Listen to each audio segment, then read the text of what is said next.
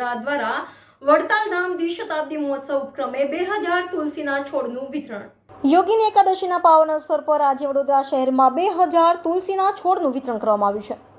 આ ઉત્સવ નિમિત્તે શહેરના વિવિધ વિસ્તારોમાં તુલસીના પવિત્ર છોડ નાગરિકોને આપીને પર્યાવરણની સુરક્ષા અને આધ્યાત્મિક મહત્વની જાગૃતિ લાવવા પ્રયત્ન કરવામાં આવ્યો છે।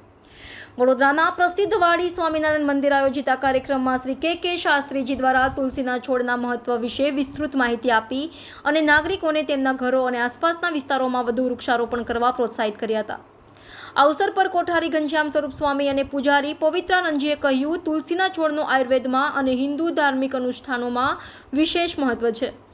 તુલસીનું જળ આહાર અને આરોગ્ય માટે અત્યુત્તમ છે અને તે વિવિધ રોગોથી રક્ષણ આપે છે। આજે પાવન દિવસને અનુલક્ષીને આપણે 2000 તુલસીના છોડનું વિતરણ કરીને પર્યાવરણના સંરક્ષણ માટે એક નવો પાયો મૂકી રહ્યા છીએ। ઉપસ્થિત સંતો અને હરિભક્તો સ્વયંસેવકો દ્વારા તુલસીના છોડને વહેંચીને શહેરના વિવિધ વિસ્તારોમાં હરિભરી સ્થાપના લાવવાનો સંકલ્પ કરવામાં આવ્યો। આ કાર્યક્રમ દ્વારા એકસાથે પર્યાવરણ જાગૃતિ, આરોગ્ય અને આધ્યાત્મિક સમૃદ્ધિ લાવવાનો પ્રયત્ન કરવામાં આવ્યો છે।